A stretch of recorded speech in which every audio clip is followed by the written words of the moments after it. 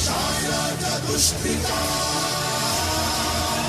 यदा यदा हि धर्मस्य ग्लानिर्भवति भारत अभ्युत्थानमधर्मस्य तदात्मानं सृजाम्यहम् परित्राणाय साधूनां विनाशाय च दुष्कृताम्